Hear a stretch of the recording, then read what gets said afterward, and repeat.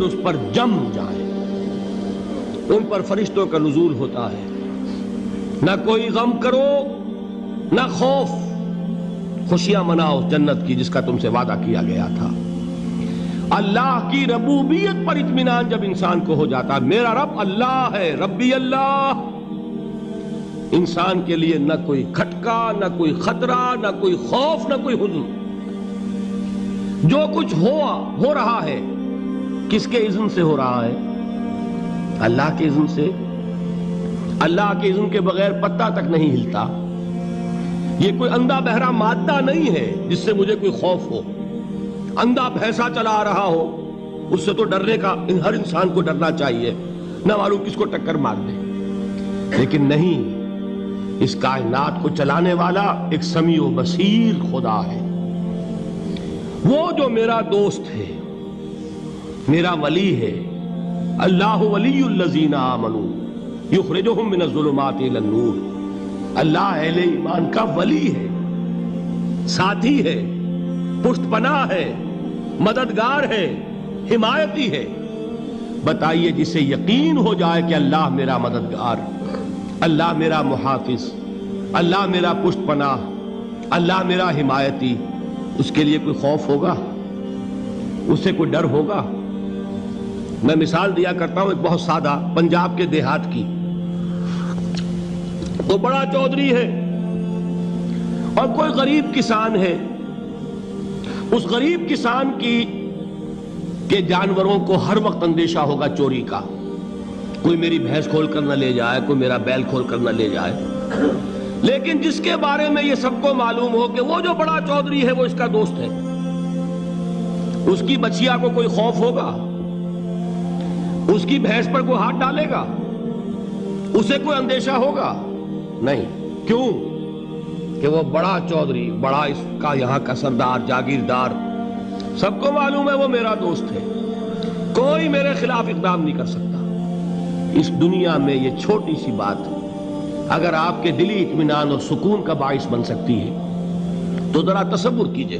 میں لفظ تصور استعمال کروں گا صرف اس لیے کہ اس کا ہم جس کو کہتے ہیں ادراک اور شعور کر نہیں سکتے، اگر کے ساتھ کر سکتے۔ اگر یقین ہو کہ اللہ میرا مددگار اور یقین ہو کہ اللہ ہر آن میرے ساتھ ہے، پھر کوئی خوف؟ کس کا خوف؟ کوئی شے اللہ سے بالاتر ہے؟ کوئی قوت اس سے زیادہ طاقتور ہے؟ کوئی اس کے ارادے کو بدلنے والا ہے؟ کوئی اس کی مشیت کے آڑے آنے والا ہے؟ یہی بات ہے جو حضور نے فرمائی۔ یہ ایمان کا حاصل ہے لب لباب،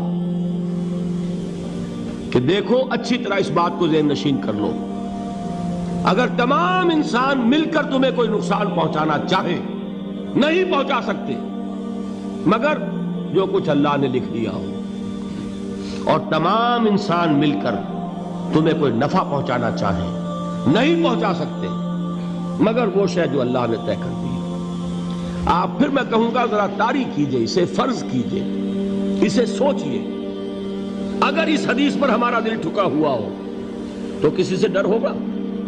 یہ مجھے نقصان نہ پہنچا دے، یہ میری رپورٹ خراب نہ کر دے، یہ میری انکریمنٹ نہ رکوا دے، یہ میرا یہ نہ بگاڑ دے، یہ میرے یہ نقصان نہ پہنچا دے۔ اس کا ڈر، اس کا ڈر، اس کا خوف، اس کی خوشامد، اس کے لیے جا کر طرح طرح سے اپنی عزت نفس کو ذلیل کروانا اس کے سامنے، یہ سب کچھ کیوں کرتا ہے انسان؟ جب سمجھتا ہے کہ اس کے ہاتھ میں میرا کوئی نفع ہے، اس کے ہاتھ میں میرے لیے کوئی ضرر ہے، یہ مجھے کوئی غضب پہنچا سکتا ہے، یہ مجھے کوئی نقصان پہنچا سکتا ہے، یہ میرا کوئی کام بنا سکتا ہے، یہ میری کوئی ضرورت پوری کر سکتا ہے، اسی کا نام شرک ہے۔ جہاں آپ نے یہ سمجھا کہ غیر اللہ کے اندر کوئی طاقت موجود ہے وہی شرک ہے۔ بتوں سے تجھ کو امیدیں، خدا سے نومیدی، مجھے بتا تو صحیح اور کافری کیا ہے؟ شرک تو یہ ہے۔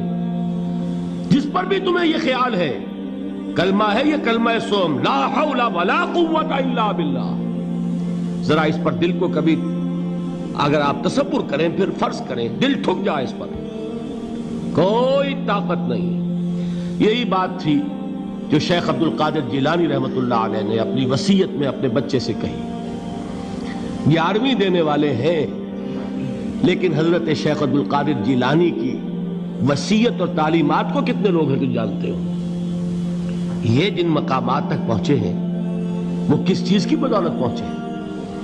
انہوں نے جو پیغام دیا وہ کیا تھا؟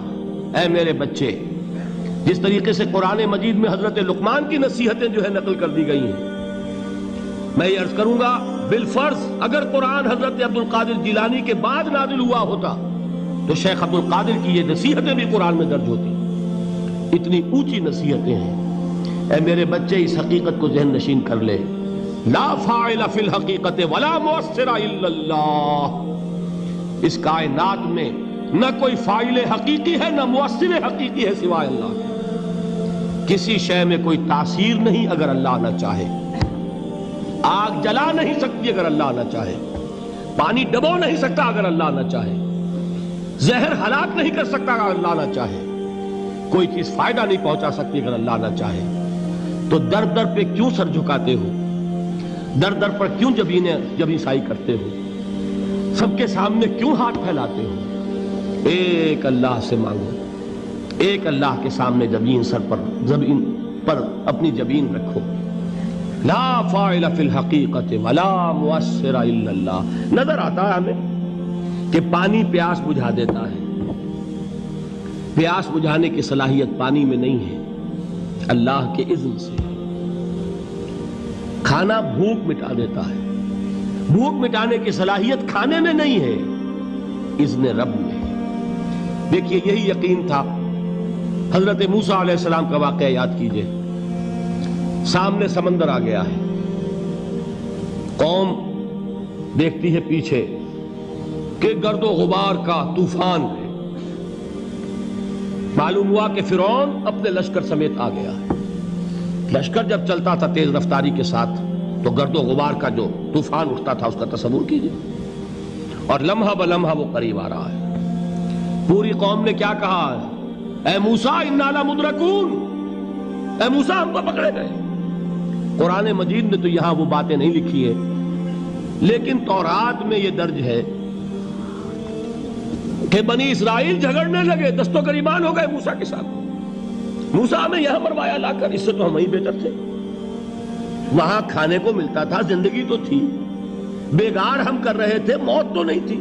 اب جو کچھ ہوگا اس کا تصور کرو، جس طریقے سے ہمارے ٹکڑے اڑائے جائیں گے۔ تو لڑ رہے ہیں حضرت موسیٰ علیہ السلام سے۔ یہ تورات کی تفصیل ہے۔ قرآن میں صرف اتنا آیا ہے، پریشان ہو کر انہوں نے کہا انا لمدرکون، موسیٰ ہم تو پکڑے گئے۔ اس وقت موسیٰ کا جواب کیا ہے؟ کلا ان معی ربی سیہدین، نہیں، میرے ساتھ میرا رب ہے، وہ راستہ دے گا۔ بتائیے کہاں راستہ نظر آ رہا ہے؟ یہ ہے ایمان بالغیب۔ راستہ نظر نہ آئے تب اللہ پر یقین ایمان ہے۔ جیب میں پیسے ہوں اور تب دل کو اطمینان ہے تو ایمان کس پر ہوا؟ پیسے پر، اللہ پر نہیں۔ جب وسائل و ذرائع نہ ہوں اور پھر یقین ہو کہ اللہ مسبب الاسباب ہے، وہ اسباب کا پابند نہیں ہے، وہ اسباب کا محتاج نہیں ہے، اسباب اس کے محتاج ہیں۔ اگر یہ یقین ہے تو اللہ پر ایمان ہے، یہ نہیں ہے تو تمہارا ایمان اسباب پر ہے، وسائل پر ہے، ذرائع پر ہے، مادیات پر ہے، اللہ پر نہیں۔ اس وقت کہاں راستہ تھا؟ کوئی راستہ تھا؟ سمندر ہے اور ادھر سے لشکر آ گیا ہے۔ کلا ان معی ربی سیہدین۔ اب دیکھیے ایمان کہہ دینا آسان ہے، ہوا معکم اینما کنتم، جہاں کہیں بھی تم ہوتے ہو اللہ تمہارے ساتھ ہوتا ہے، لیکن اس کا یقین قائم ہو جائے تو زمین و آسمان کا فرق واقع ہو جائے۔